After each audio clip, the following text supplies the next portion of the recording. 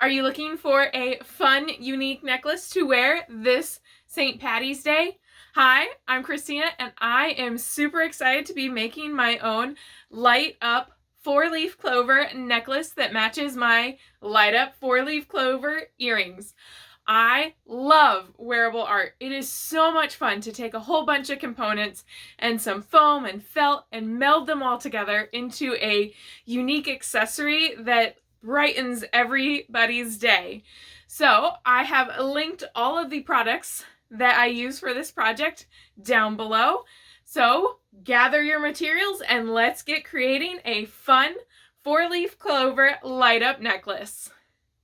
We're going to start by downloading that pattern so that we can cut out it on our Cricut. You can cut out this pattern by hand.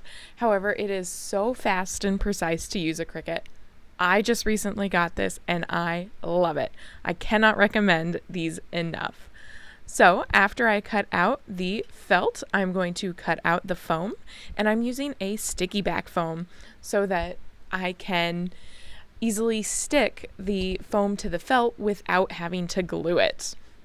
Once I have this sticky back foam up, I'm going to peel it off and I'm going to place it on, and I'm going to then flip it over and make sure that all those leaves are lining up nice and precise. The last thing I have to cut out is the glitter paper. It is so much fun, and I'm cutting out the clover and the ovals out of this one because the ovals are going to be there to cover up my sewable LED. Next, I'm going to glue the glitter paper to the foam using E6000. So just spread out that glue nice and easily all to the edges so it will have a nice good connection. Next, you're going to gather all your materials for the 4-leaf clover, the necklace that lights up.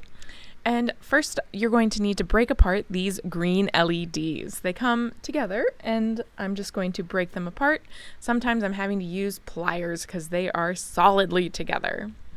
Next, I'm going to just determine the placement of everything, kind of figure out how it's going to look in the end, and make sure that I know what the plan is. I also always love to test the LED and the board battery to make sure nothing's wonky with it. And then finally, I'm going to start sewing with some conductive thread. So I'm going to start with the board on the back, and I'm going to start with the positive. And you want to make sure that you sew the positive port to the positive port. I have definitely, by accident, sewn the positive port to the negative port, which will create the circuit not to work at all and your LED not to light up, which makes for a very sad thing because then you have to go back and redo everything. So here we have a close-up, and you can easily see the positive and negative side of this LED. So I make sure that I sew at least 3 times around each port. This will make sure that the conductive thread gets a nice solid connection to the sewable electronic. If you don't have that good solid connection, your light might flicker, the connection might not be full, and there's other problems that you might run into. So I always say at least 3 times, but I often do closer to 5. Then once the ports are connected, I'm going to tie off on the back side and repeat on the other side. You will also want to take some regular thread and sew on one of the unused ports, just a couple of loops to really help get that button battery board to be solidly onto this necklace. You don't want it flopping around, so make sure you also do a few loops around one of those spare ports.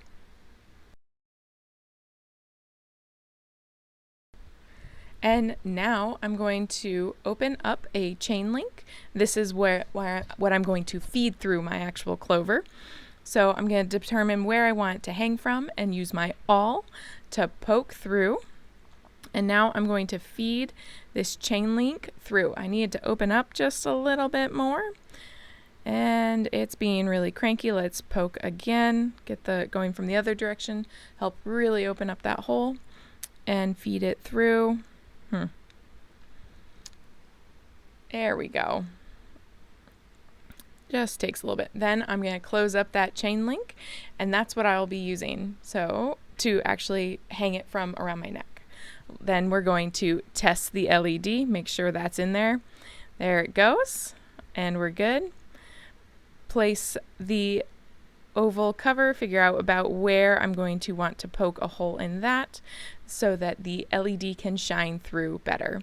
Now I'm going to glue this on to here. However, you actually don't need to poke the hole if you choose not to. The LED will shine through the paper fabric just fine. I chose to poke the hole because I liked it being a little bit brighter than what it was doing. So I'm just going to put some E6000 on a scrap piece of paper so that I can easily control exactly where I'm placing that E6000 glue. And then I'm also going to put a little bit on the paper and push it down and let it dry. It takes a little bit for this to really adhere, so definitely give it a really good press and then set it aside so it can dry.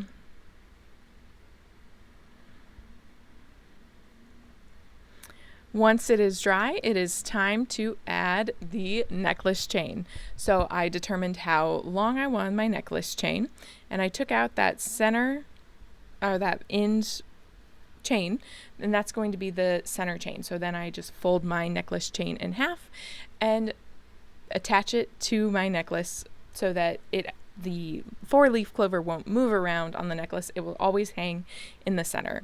Next, I'm going to add on the end jewelry findings right onto the edge so that I can actually wear this necklace out.